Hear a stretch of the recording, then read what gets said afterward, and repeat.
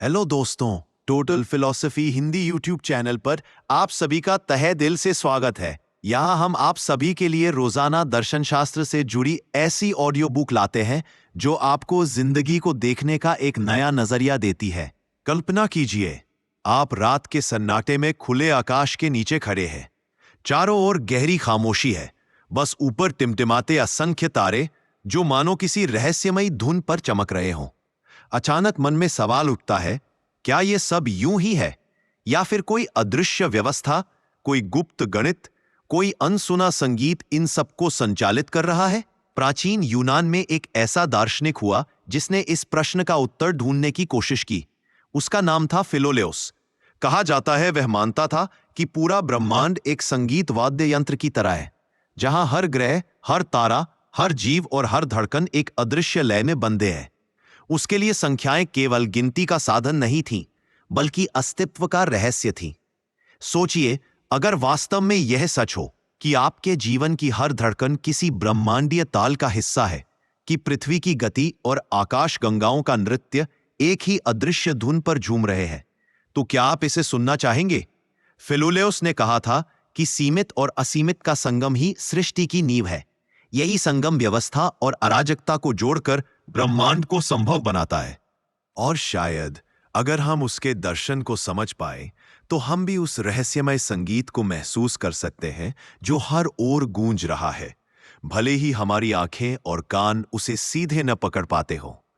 तो आइए इस ऑडियो बुक की यात्रा शुरू करते हैं और डूब जाते हैं उस दार्शनिक की दुनिया में जिसने हजारों साल पहले ब्रह्मांड के रहस्यों को संख्याओं और सामंजस्य की भाषा में समझाने का साहस किया। यह है फिलोलेओस का दर्शन, एक रहस्य, एक खोज और शायद आपके सोचने का तरीका हमेशा के लिए बदल देने वाली यात्रा। बहुत समय पहले, लगभग 5वीं शताब्दी ईसा पूर्व, दक्षिणी इटली के एक नगर राज्य में एक बालक का जन्म हुआ। इस नगर का नाम था क्रोटन, जो उस समय यूनानी उपनिवेशों में एक प्रमुख नगर माना जाता था। यह वही स्थान था जहां पाइथागोरस ने अपना प्रसिद्ध विद्यालय स्थापित किया था और जहां संख्या, सामंजस्य और ब्रह्मांड के रहस्यों की खोज में अनेक शिष्य एकत्रित हुए थे। इसी वातावरण में फिलोलाउस ने जन्म लिया। क्रोटन का वातावरण ज्ञान, अनुशासन और रहस्यमय आकर्षण से भरा हुआ था।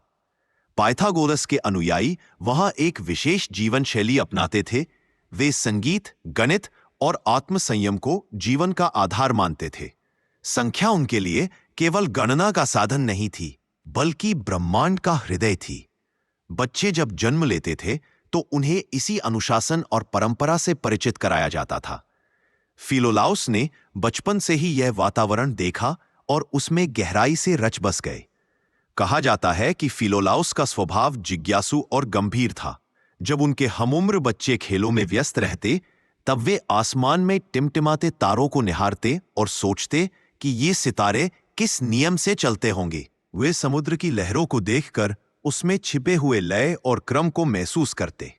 धीरे धीरे उन्हें यह एहसास होने लगा कि संसार में जो कुछ भी है वह केवल बेतरतीब या अराजक नहीं है, बल्कि एक गहरे सामंजस्य और गणितीय नियम के अनुसार चलता है।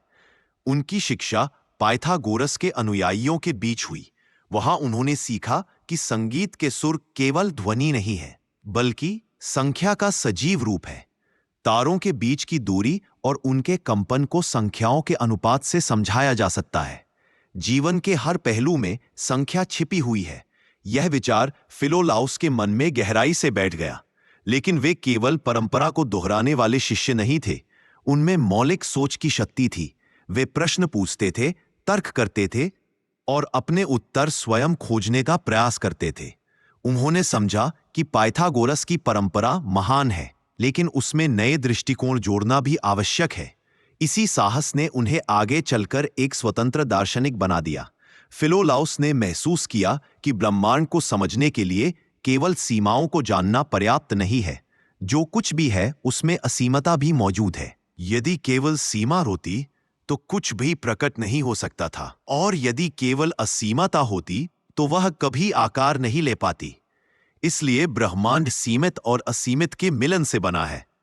इस गहन विचार ने उन्हें उस समय के अन्य दार्शनिकों से अलग कर दिया। उनका जीवन सहज नहीं था। पाइथागोरस के विद्यालय को राजनीतिक विरोधियों ने नष्ट कर दिया था और कई शिष्य इधर उधर भटक गए थे। फिलोलाओस को भी अपने नगर से निकलकर अन्य स्थानों की ओर जाना पड़ा। कहा जाता है कि वे थेब्स पहुंचे और वहां उन्होंने अपने विचारों का प्रचार किया। वे जहां भी गए, लोगों को गणित और सामंजस्य के रहस्यों से परिचित कराते रहे। उनकी सबसे बड़ी देन यह थी कि उन्होंने पाइथागोरस की परंपरा को केवल गुप्त अनुशासन तक सीमित नहीं रखा, बल्कि उसे लिखित रूप दिया। कहा जाता है कि उन्होंने पुस्तकें लिखी जिनमें पहली बार पाइथागोरस के विचार और उनके अपने मौलिक दृष्टिकोण एकत्र किए गए। यही कारण है कि फिलोलाओस को पाइथागोरस परंपरा का पहला लिखित दार्शनिक माना जाता है।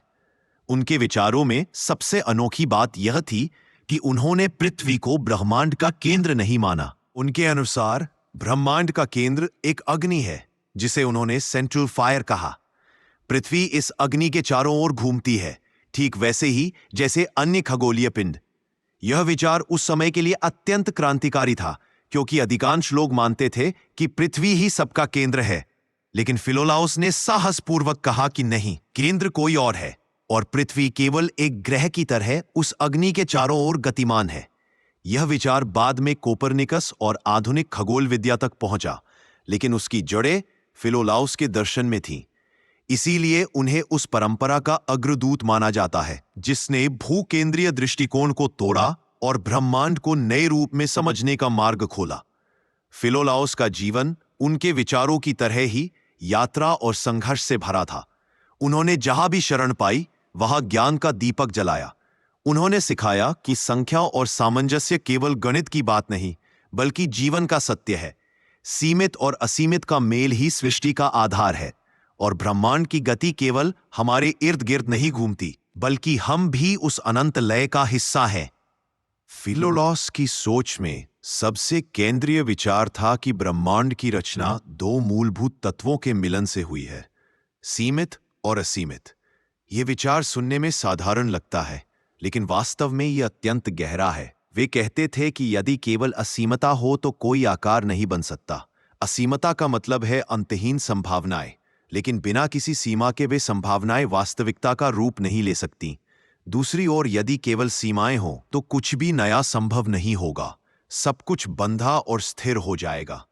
इसलिए अस्तित्व में जो कुछ है वह तभी संभव हुआ जब सीमित और असीमित का मेल हुआ। उन्होंने इस विचार को संगीत और गणित के उदाहरण से समझाया।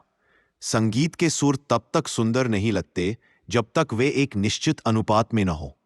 तार की लंबाई, कंपन की गति और सुर की ऊंचाई सब संख्या के अनुपात पर आधारित होती है। यही सामंजस्य ब्रह्मांड में भी है। यदि सब कुछ असीम होता तो कोई स्वर न बनता, और यदि सब कुछ सीमित होता तो लय का जन्म ही न होता। लेकिन जब दोनों मिलते हैं तभी सुंदरता और अस्तित्व प्रकट होता है। फिलोलाउस ने यह भी कहा कि संख्या केवल गिनने का उपकरण नहीं है, बल्कि अस्तित्व का मूल सिद्धांत है। उनके लिए संख्या का हर स्वरूप ब्रह्मांड की एक गुप्त भाषा था। 1, 2, 3, 4 ये केवल अंक नहीं थे, बल्कि अस्तित्व की परतें थी। 1 का अर्थ था एकता, 2 का अर्थ था विरोध और द्वैत, 3 का अर्थ था सामंजस्य और 4 का अर्थ था पूर्णता। इसीलिए पाइथागोरसियों ने टेट्रैक्टिस नामक प्रतीक को पवित्र माना था, जिसमें 1, 2, 3 और 4 का कुल योग 10 होता है और 10 उनके लिए पूर्ण संख्या मानी जाती थी। फिलोलाउस ने इस परंपरा को आगे बढ़ाया और दिखाया कि संख्या और प्रकृति एक दूसरे से अलग नहीं है। उनका एक और क्रांतिकारी विचार था कि ब्रह्मांड का केंद्र पृथ्वी नहीं है। यह उस समय के लिए बहुत ही साहसी कथन था। वे कहते थे कि केंद्र में एक अग्नि है जिसे उन्होंने सेंट्रल फायर कहा। यह अग्नि सब कुछ का स्रोत है और पृथ्वी उसी के चारों ओर घूमती है। पृथ्वी अकेली नहीं है, चंद्रमा, सूर्य और अन्य खगोलीय पिंड भी उसी अग्नि के चारों ओर घूमते हैं। इतना ही नहीं, उन्होंने एक काउंटर अर्थ यानी विपरीत पृथ्वी की कल्पना भी की, जो पृथ्वी के दूसरी ओर उसी अग्नि के चारों ओर घूमती है। यह विचार सुनने में अजीब लगता है, लेकिन इसमें गहरी समझ छिपी है। फिलोलाउस ने महसूस किया कि हमारा दृष्टिकोण अक्सर आत्मकेंद्रित होता है। हम सोचते हैं कि सब कुछ हमारे इर्द गिर्द है, लेकिन सच्चाई ये है कि हम भी किसी बड़े क्रम और गति का हिस्सा है। पृथ्वी केंद्र नहीं है, बल्कि एक ग्रह है जो उस महान अग्नि की परिक्रमा कर रही है। यह विचार बाद में खगोल विज्ञान के विकास में बहुत महत्वपूर्ण साबित हुआ। फिलोलाउस ने जीवन और आत्मा के बारे में भी सोचा। उनके अनुसार आत्मा केवल शरीर में बंद नहीं है, बल्कि वह भी संख्यात्मक सामंजस्य से बनी है। जब तक यह सामंजस्य बना रहता है, आत्मा और शरीर एक साथ रहते हैं। जब यह सामंजस्य टूट जाता है, तब मृत्यु होती है। इस तरह उन्होंने आत्मा को भी प्रकृति के नियमों से जोड़कर समझाया। उनके विचार केवल सैद्धांतिक नहीं थे, बल्कि जीवन की गहराई से जुड़े हुए थे। वे मानते थे कि यदि हम ब्रह्मांड के सामंजस्य को समझ लें, तो हमारा जीवन भी सामंजस्यपूर्ण हो सकता है। असंतुलन और अव्यवस्था केवल तभी उत्पन्न होती है जब हम ब्रह्मांडीय लय से अलग हो जाते हैं। इसलिए मनुष्य का कर्तव्य है कि वह इस लय को पहचाने और उसके अनुरूप अपना जीवन ढाले। फिलोलाउस का प्रभाव बहुत दूर तक पहुंचा। प्लेटो ने उनकी शिक्षाओं से गहरा प्रभाव लिया। कहा जाता है कि प्लेटो ने फिलोलाउस की रचनाएं प्राप्त की थीं और उनसे प्रेरित होकर टाइमियस नामक संवाद लिखा, जिसमें ब्रह्मांड की रचना का विस्तृत वर्णन है। इस तरह फिलोलाउस के विचार अप्रत्यक्ष रूप से पूरे पश्चिमी दर्शन और विज्ञान पर असर डालते रहे। उनका जीवन भी संघर्ष से भरा था। पाइथागोरस के विद्यालय के नष्ट होने के बाद वे लंबे समय तक यहां वहां भटकते रहे, लेकिन इस भटकाव ने उन्हें कमजोर नहीं किया, बल्कि और मजबूत बना दिया। उन्होंने जहां भी शरण पाई, वहां अपने विचारों का बीज बोया। वे हमेशा अपने भीतर विश्वास रखते थे कि संख्या और सामंजस्य ही सच्चाई का आधार है, और यही संदेश उन्होंने दूसरों तक पहुंचाया। उनकी मृत्यु कब और कैसे हुई, इसके स्पष्ट प्रमाण नहीं है, लेकिन यह निश्चित है कि उन्होंने अपने पीछे एक ऐसी बौद्धिक परंपरा छोड़ी जिसने आने वाली पीढ़ियों को नई दिशा दी। उनका नाम आज भी उन दार्शनिकों में गिना जाता है जिन्होंने अपने समय से बहुत आगे सोचने का साहस किया। फिलोलाउस हमें यह सिखाते हैं कि सत्य की खोज केवल अंधविश्वास या परंपरा को मान लेने से नहीं होती, बल्कि साहसपूर्वक नए प्रश्न पूछने और उत्तर ढूंढने से होती है।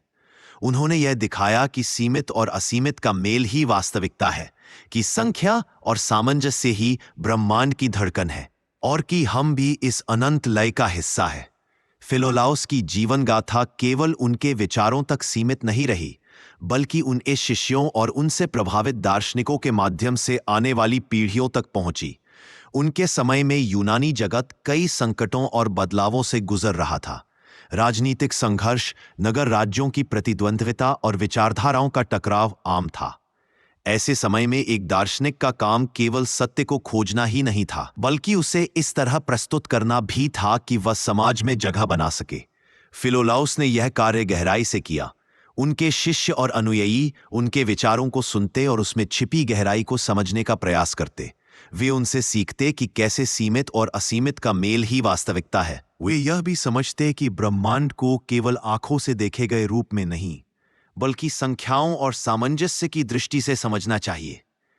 धीरे धीरे यह परंपरा क्रोटन से निकलकर यूनानी जगत के अन्य नगरों में फैलने लगी। फिलोलास का प्रभाव सबसे गहराई से प्लेटो पर पड़ा। कहा जाता है कि प्लेटो ने इटली की यात्रा के दौरान फिलोलास की रचनाएं प्राप्त की। उन्हीं से प्रेरित होकर उन्होंने अपनी प्रसिद्ध कृति टाइमियस लिखी, जिसमें ब्रह्मांड की रचना का वर्णन है।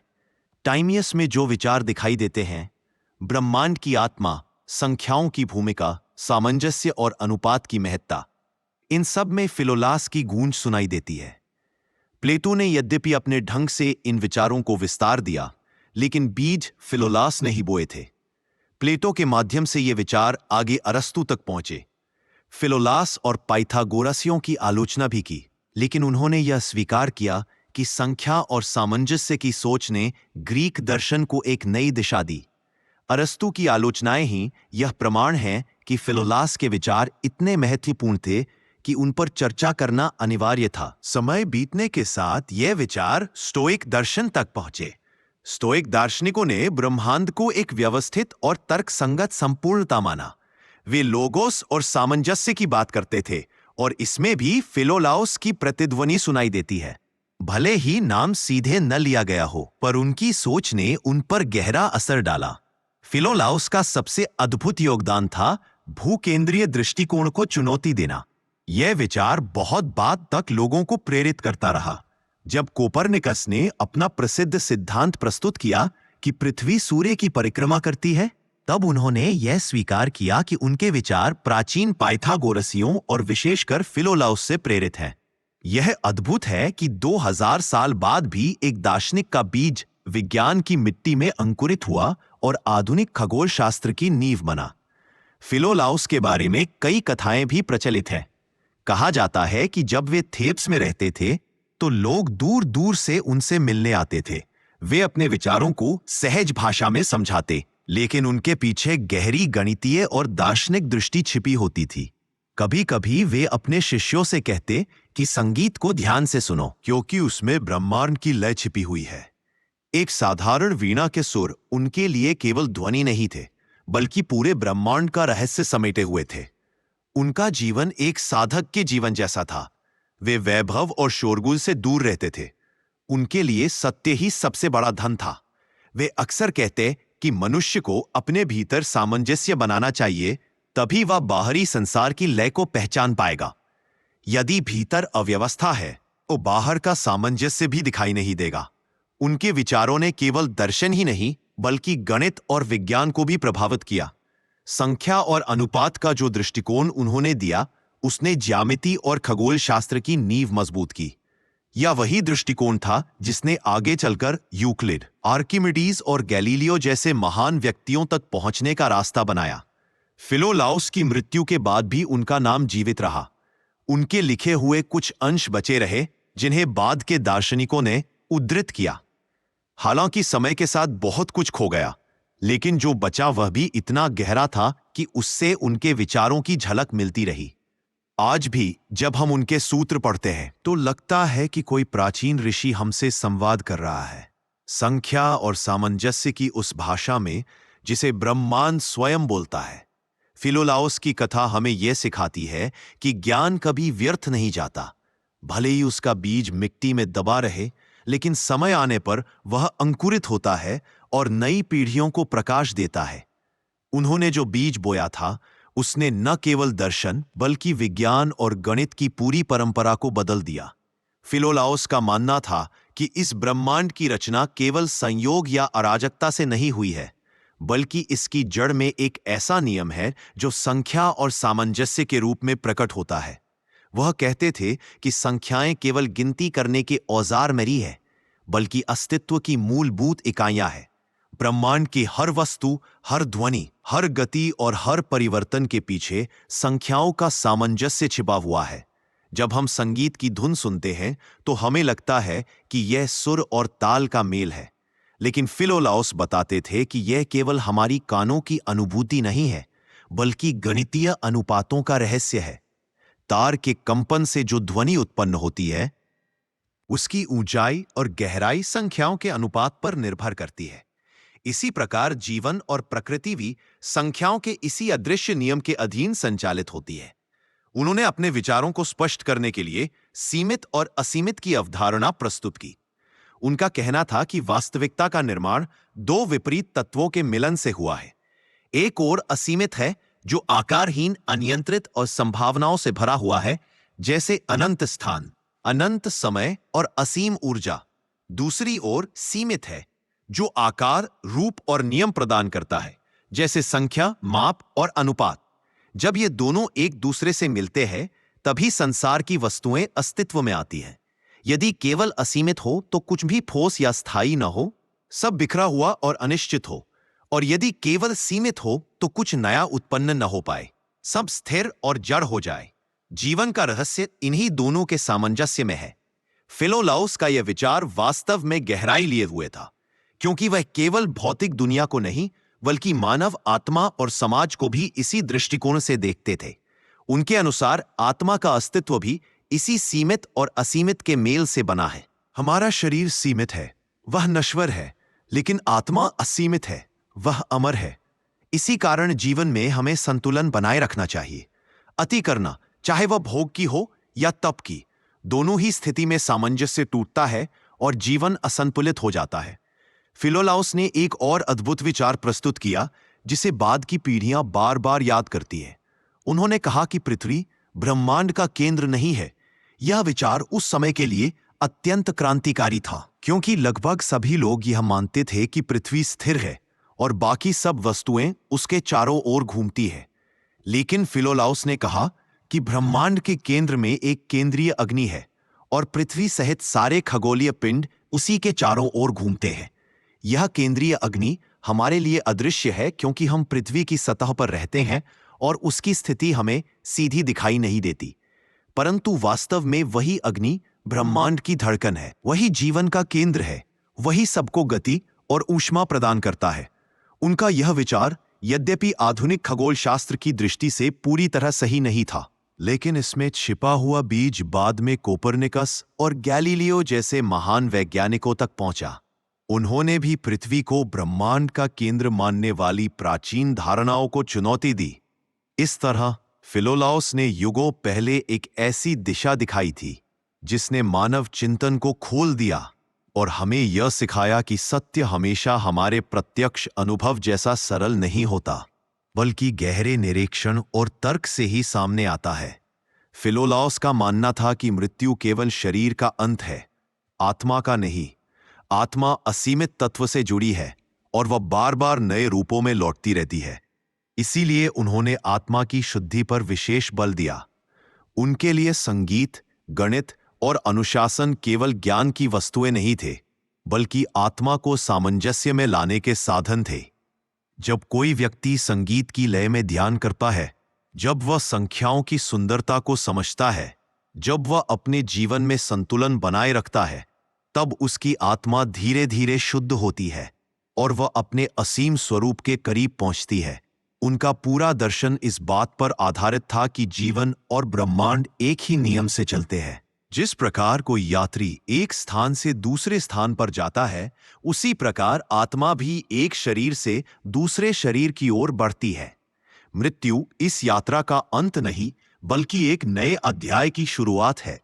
उन्होंने यह भी कहा कि आत्मा अपने पूर्व जन्मों के कर्मों के अनुसार अगले जीवन में प्रवेश करती है। यदि कोई आत्मा असंतुलित जीवन जीती है, अत्यधिक भोग या अत्यधिक कठोरता में फंस जाती है, तो वह पुनर्जन्म में उसी असंतुलन की पीड़ा भोगती है। लेकिन यदि कोई आत्मा जीवन में सामंजस्य, अनुशासन और ज्ञान का मार्ग अपनाती है, तो धीरे धीरे वह शुद्ध होती जाती है और पुनर्जन्म के चक्र से मुक्त हो सकती है। यह विचार पाइथागोरस की परंपरा से जुड़ा हुआ था, जहां आत्मा के शुद्धिकरण और मोक्ष की बात की जाती थी। लेकिन फिलोलाउस ने इसे अपने अनोखे दृष्टिकोण से समझाया। उनके लिए आत्मा की शुद्धि का साधन केवल धार्मिक अनुष्ठान नहीं था। वह कहते थे कि आत्मा को शुद्ध करने का मार्ग ज्ञान और सामंजस्य से होकर जाता है। गणित, संगीत और अनुशासित जीवन केवल बाहरी विषय नहीं थे, बल्कि आत्मा के भीतर के सामंजस्य को जगाने के साधन थे। जब कोई व्यक्ति संख्याओं की सुंदरता और संगीत की लय को समझता है, तब उसकी आत्मा के भीतर एक शांति और संतुलन जन्म लेता है। यह संतुलन आत्मा को उसकी दिव्यता के करीब ले जाता है। फिलोलाउस की दृष्टि में पुनर्जन्म केवल दंड की व्यवस्था नहीं थी, बल्कि यह आत्मा की शिक्षा का साधन था। हर जन्म आत्मा के लिए एक विद्यालय की तरह है, जहां वह अपने पिछले अनुभवों से सीखती है और आगे बढ़ती है। यदि आत्मा असंतुलित जीवन जीती है, तो उसे कठिन अनुभवों से गुजरना पड़ता है, लेकिन उन अनुभवों के भीतर ही सीख छिपी होती है। इसी प्रकार यदि आत्मा संतुलन और सामंजस्य के मार्ग पर चलती है, तो उसके अनुभव धीरे धीरे उसे मुक्ति की ओर ले जाते हैं। उन्होंने जीवन को एक महान संगीत के रूप में देखा, जहां हर व्यक्ति एक वाद्यंत्र की तरह है। यदि कोई वाद्यंत्र असंगत हो, तो पूरी धुन बिगड़ जाती है। यदि हर वाद्यंत्र अपने सुर में हो और सब मिलकर सामंजस्य बनाए, तभी संगीत सुंदर बनता रहे। इसी प्रकार हर आत्मा का जीवन भी ब्रह्मांड के संगीत का एक हिस्सा है। जब आत्माएं असंतुलित होती है, तो जीवन में पीड़ा और अव्यवस्था आती है। जब आत्माएं संतुलित होती है, बल्कि तर्क और सामंजस्य समझाया। उन्होंने हमें यह सिखाया कि मृत्यु का भय केवल तभी होता है जब हम जीवन को असंतुलन में जीते हैं। लेकिन यदि हम जीवन को एक धुन की तरह समझें और उसमें सामंजस्य खोजें, तो मृत्यु भी उस धुन का एक स्वाभाविक सुर बन जाती है। फिलोलाउस का मानना था कि मनुष्य केवल एक अकेली आत्मा नहीं है, जो अपने व्यक्तिगत जीवन तक सीमित हो। वह एक बड़े सामंजस्य का हिस्सा है। जैसे कोई वाद्य यंत्र अकेले बज सकता है, लेकिन उसकी असली सुंदरता तभी खुलती है जब वह अन्य वाद्य यंत्रों के साथ मिलकर सामूहिक संगीत बनाता है। उसी प्रकार मनुष्य की असली पूर्णता तभी प्रकट होती है जब वह समाज में संतुलन और सामंजस्य के साथ जीवन जीता है। वह कहते थे कि समाज भी सीमित और असीमित के मेल पर आधारित है। समाज का असीमित हिस्सा है उसकी जनसंख्या, उसकी इच्छाएं, उसकी ऊर्जाएं और आकांक्षाएं। हर व्यक्ति के भीतर अनगिनत इच्छाएं और संभावनाएं होती है। यदि इन्हें यूं ही छोड़ दिया जाए तो समाज अराजकता का रूप ले लेता है। वहीं समाज का सीमित हिस्सा है उसके नियम, उसकी व्यवस्थाएं, उसका अनुशासन। यही नियम और अनुशासन समाज को आकार और दिशा देते हैं। लेकिन केवल नियम कठोर हों और इच्छाओं को दबा दिया जाए तो जीवन बंजर और नीरस हो जाता है। इसलिए फिलोलाउस के अनुसार एक स्वस्थ समाज वही है जहां सीमित और असीमित का संतुलित मेल हो, जहां नियम हो लेकिन साथ ही स्वतंत्रता भी हो। उनकी दृष्टि में न्याय वही है जहां हर व्यक्ति को अपनी जगह मिल सके। जैसे संगीत में हर सुर की अपनी भूमिका होती है, यदि किसी एक सुर को दबा दिया जाए तो पूरी धुन असंतुलित हो जाती है। इसी प्रकार यदि समाज में किसी वर्ग को दबा दिया जाए या किसी व्यक्ति की स्वतंत्रता छीन ली जाए तो समाज का सामंजस्य टूट जाता है।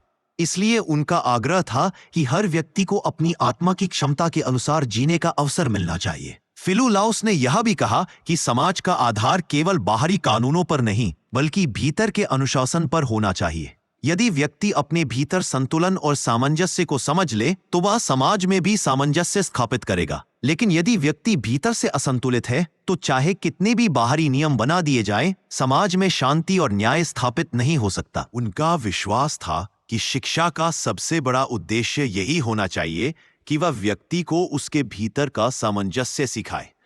गणित और संगीत उनके लिए केवल विषय नहीं थे बल्कि ऐसे साधन थे जिनके माध्यम से व्यक्ति अपने भीतर और बाहर दोनों में सामंजस्य को समझ सकता है। जब कोई बच्चा गणित की सटीकता और संगीत की लय को सीखता है तो वह केवल ज्ञान नहीं अर्जित करता बल्कि अपने भीतर भी संतुलन विकसित करता है। यही संतुलन आगे चलकर उसे एक अच्छा नागरिक और एक न्यायपूर्ण समाज का हिस्सा बनाता है। फिलोलाउस का यह दृष्टिकोण उस समय बहुत महत्वपूर्ण था क्योंकि यूनानी नगर राज्यों में राजनीतिक संघर्ष, वर्गीय असमानता और सत्ता की होड़ आम थी। ऐसे समय में जब लोग शक्ति और धन के पीछे भाग रहे थे, फिलोलाउस ने यह कहा कि असली आधार सामंजस्य है, न कि शक्ति। शक्ति अस्थायी है लेकिन सामंजस्य स्थायी है। उनकी सोच में समाज केवल मनुष्यों का संगठन नहीं था बल्कि ब्रह्मांड के नियमों का ही एक छोटा रूप था। जैसे ब्रह्मांड में तारे, ग्रह और तत्व सीमित और असीमित के मेल से संतुलन बनाए रखते हैं, वैसे ही समाज में भी व्यक्ति और समूह, स्वतंत्रता और अनुशासन सब मिलकर सामंजस्य स्थापित करते हैं। यदि यह सामंजस्य टूटे तो जैसे ब्रह्मांड अराजक हो जाए वैसे ही समाज भी विनाश की ओर बढ़ता रहे। उन्होंने यह भी समझाया कि समाज का विकास तभी संभव है जब व्यक्ति आत्मा की शुद्धि और ज्ञान की खोज करे। एक अज्ञानी या असंतुलित व्यक्ति केवल स्वयं का ही नहीं बल्कि समाज का भी नुकसान करता है। इसलिए व्यक्ति का दार्शनिक विकास समाज के लिए भी अनिवार्य है। फिलोलाउस का यह दृष्टिकोण आगे चलकर प्लेटो और अरस्तु जैसे दार्शनिकों के विचारों में गूंजता रहा। प्लेटो के आदर्श राज्य की कल्पना में जिस सामंजस्य और न्याय की बात आती है, उसका बीज कहीं न कहीं फिलोलाउस जैसे पाइथागोरीय विचारकों से ही आया था। इस तरह फिलोलाउस ने हमें यह सिखाया कि समाज केवल शक्ति और नियमों से नहीं चलता बल्कि सामंजस्य से चलता है, और यह सामंजस्य तभी संभव है जब हर व्यक्ति अपने भीतर संतुलन स्थापित करे और फिर उसे समाज में जीने दे। फिलोलाउस का जीवन सादगी, अनुशासन और चिंतन में बीता। वह सत्ता या वैभव की ओर कभी आकर्षित नहीं हुए। उनकी रुचि हमेशा ज्ञान, संख्या और सामंजस्य में रही। कहा जाता है कि उन्होंने अपनी शिक्षाओं को लिखित रूप में भी प्रस्तुत किया और यह ग्रंथ बाद में प्लेटो और अन्य विचारकों तक पहुंचे। किंतु उनके जीवन के अंतिम वर्ष अनिश्चितताओं और चुनौतियों से भरे थे। पाइथागोरीय समुदाय उस समय राजनीतिक संघर्षों और आंतरिक विवादों से जूझ रहा था। कई नगर राज्यों में पाइथागोरीय स्कूलों को विरोध झेलना पड़ा और उनके अनुयायियों को प्रताड़ित भी किया गया।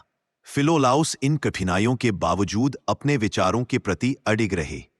वह मानते थे कि ज्ञान का प्रकाश किसी भी अंधकार से अधिक शक्तिशाली है। उन्होंने अपने शिष्यों को यही संदेश दिया कि जीवन के उतार चढ़ाव से घबराना नहीं चाहिए, क्योंकि ये भी उसी सामंजस्य का हिस्सा है जो ब्रह्मांड की लय को बनाए रखते हैं। उनकी मृत्यु कब और कैसे हुई, इसका कोई निश्चित ऐतिहासिक विवरण नहीं है। कुछ स्रोतों के अनुसार वे क्रोटन से दूर किसी सुरक्षित स्थान पर जाकर बस गए थे और वहीं उन्होंने अपने जीवन का अंतिम समय बिताया। लेकिन उनके बारे में जो सबसे महत्वपूर्ण बात इतिहास ने सुरक्षित रखी, वह है उनकी शिक्षा, न कि उनके जीवन का अंतिम दृश्य। उनकी विरासत अत्यंत गहरी है। फिलोलाउस के विचारों ने प्लेटो को गहराई से प्रभावित किया।